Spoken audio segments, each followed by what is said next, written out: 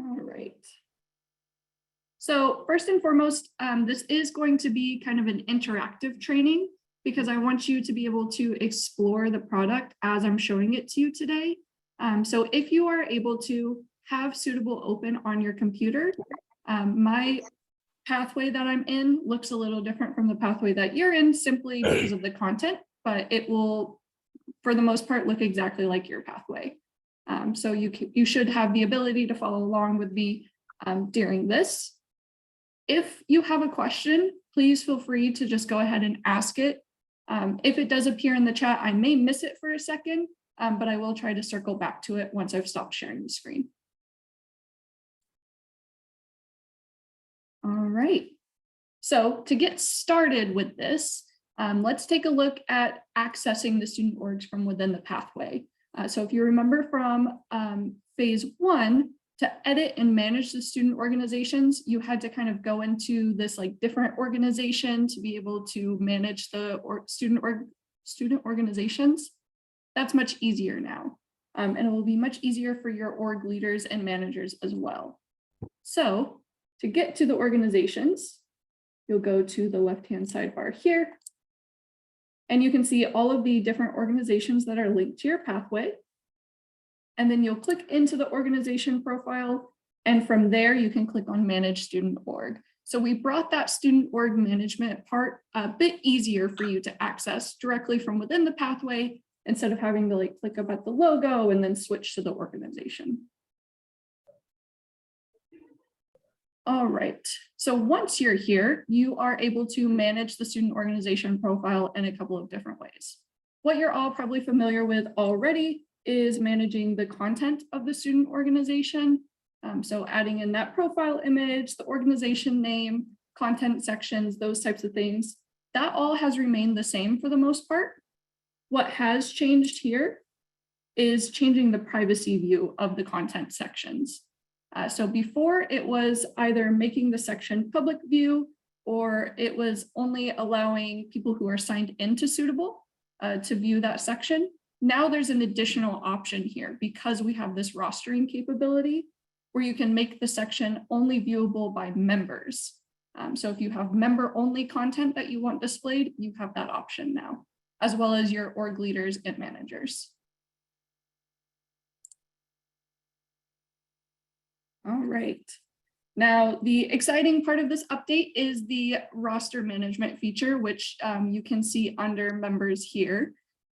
So after creating your organization, linking it to your pathway, you can manage the student org roster. So we recommend adding at least the leadership of the student organization and the advisor, then letting these organization leaders kind of manage the rest of the roster because they have that capability now. So once you get into here on the members tab, you have a couple of options.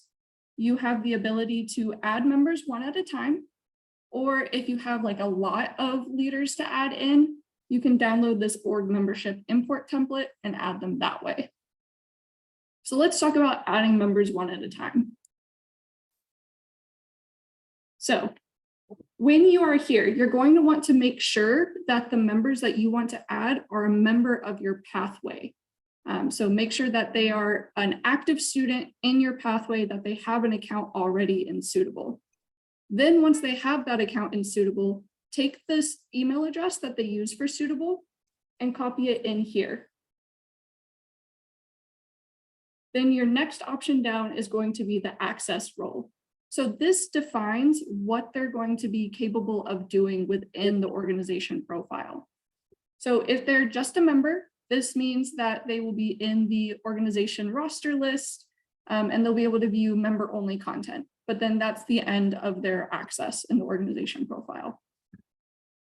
If they're a leader, they're going to be able to add members to the student organization, as well as make updates to the roster and make updates to the profile, the content of the student organization. And then your next level up from that is going to be your manager, which should typically be reserved for your advisor level staff. They are going to be able to add student organization leaders and student organization members. So if you think of it as like a pyramid, right? Members, they can't really do anything other than view the organization. Leaders, they can add the members, so the next step below them. Then managers can add the leaders and the members. So no one can add at their own level, they can add at the levels below them. Let me know if that concept needs a little bit more clarity there, and I'm happy to break it down. Then the next one down is going to be the member role. So this is used for reporting so that you can quickly filter any reports that you pull as to like who's members of the student organization. You can easily find who's a member, advisor, officer, that type of information. It doesn't have any effect on their access. So someone could be a member with like an officer member role, an officer title. And then the last option that you have here, which will be primarily used for your student organization leaders, is the title option. So when you click into this space, you'll see there's a few different pre-filled options you can select. But if none of these really apply to the title of your student organization leader, you can also type it in here. So now we have a community chair. And then once you have all of this information filled in, you can either add an additional member or you can just click on add member. Any questions on adding members one at a time?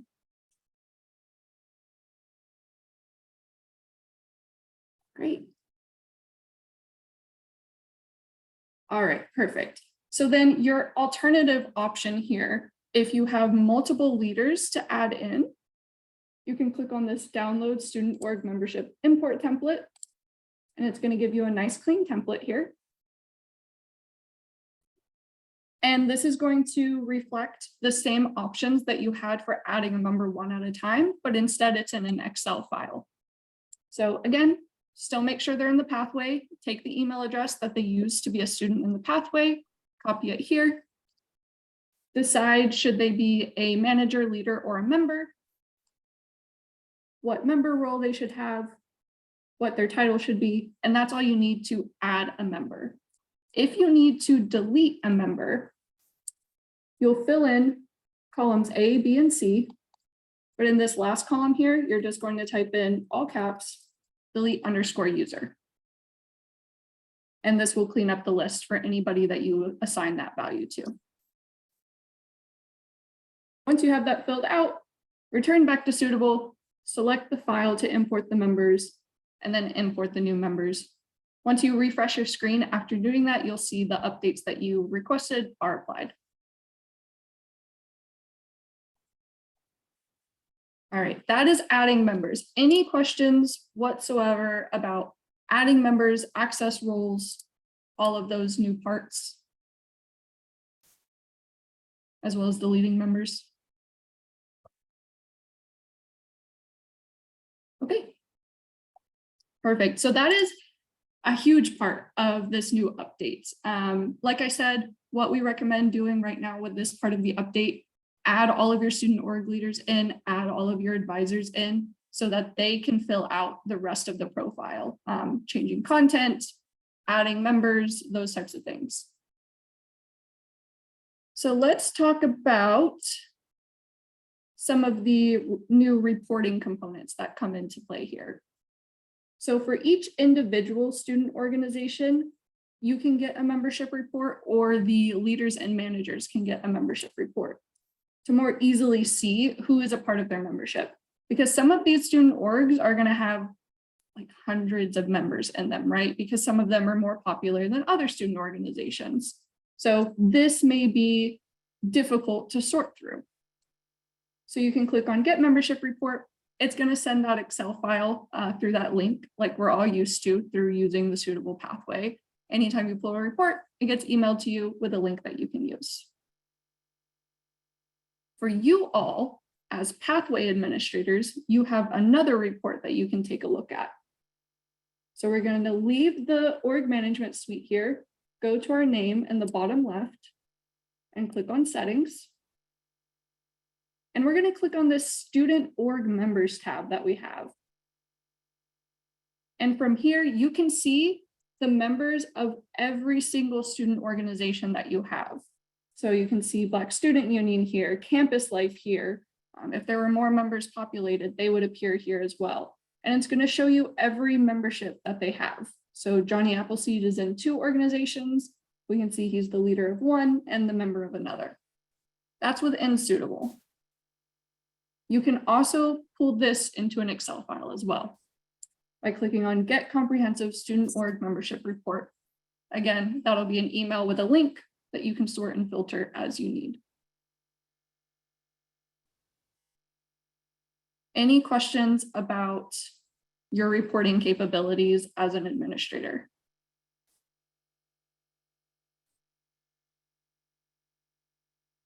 All right. And then one more thing that I'll show you here that will kind of make your life easier as you're adding these leaders and these managers. What I showed you a second ago with adding members is to add them to the individual student organization, right? You all probably manage multiple student organizations, if not all of the student organizations. So you'll probably want to know, well, how do I upload them to all of the student orgs instead of having multiple files on my computer? This is where the organization is still important. So you're going to click on the icon in the top left corner. You're going to search for your organization. Let's see. Mine's called Suitable Organizations. And then you are going to move into, let's see, I think it's settings here. Yes, settings. And then trying to figure out where this was. We're still learning the new way to do this as well. Okay, so from here, you'll click on Download Student Org Membership Import Template under the Student Org Members tab in your organization. So with this template in particular, you can add leaders, managers, members to multiple student organizations at one time. So to do this, you would just need the student org ID, which you can get within the student organization profile. So say for Campus Life, this ID is right here, right underneath the title. Then you'll just return to this one. Return to this, copy it in, and then it's going to be the same exact thing all the way across. But you're going to add an additional line for each organization. So say this one's 441, this one's 442, and this is going to add them to multiple organizations at one time, so that you don't have to create separate lists for every organization. Any questions on that? Because this one's a bit more of a, like a wider reach, but and a bit more powerful. It gives you more power and makes things easier for you as well. So I guess a quick question that I have is, so on this, if you wanted to update multiple officers within a specific organization, on that left column, like for example, if it was Club 441, you could have that listed multiple times and then you go across. Like, are there duplicate? Okay, perfect. I just want to make sure I was following along. Yeah, absolutely. So for that, if you're going to be updating, if they're all in like the same organization, you can just do it on that roster file that we pulled from the individual organization, so that you don't have to type like 441 over and over again if it's just the same organization. If you're doing it across multiple organizations, then you'll want to use this one where you can just put in that student org ID and then make the changes that should be made over here.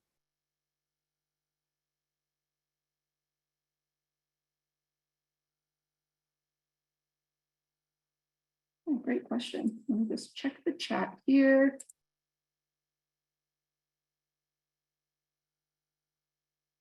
Okay. Great.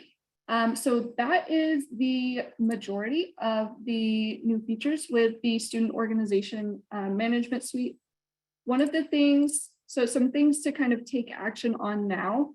as I was saying, add those leaders and managers into the student organization profiles. So you can kind of hand that over to them now as being responsible for ensuring that it's updated. So they'll be responsible for updating their member roster, the organization profile, making sure that's all up to date. Definitely recommend doing a training with these different groups. So we do have a recommended training plan. I'll drop it in the chat here, but it is also going to be emailed to you when I send that email next week with all of those resources. Then let's see. Yes, so what I was saying earlier, you're going to get to know the new student leader roles and student manager roles by practicing in the Suitable Insider program, which you are all a part of, which is our pathway where you all are students and can kind of interact from the student end of things, get credit for doing suitable things. In that pathway, you will all have access to different organization profiles where you can explore these roles in a low risk environment, as well as you'll be able to see each other's organization profiles and kind of share ideas of how you have it set up there. So it'll be a really good knowledge sharing space for you all. And then final couple of things here. In a couple of weeks, after you have used this new feature, you will receive a survey. We just ask that you provide some feedback on the feature update. I think it's maybe 5 questions max. It also provides you the opportunity to tell us what you want to see next with the product. So again, that'll be going out in a couple of weeks here. We just want to give you all time to interact with the new update first. And then last thing, if you have any questions while you're using this, feel free to reach out to your university success team or our support desk, which is support@suitable.co. And I'm putting that in the chat.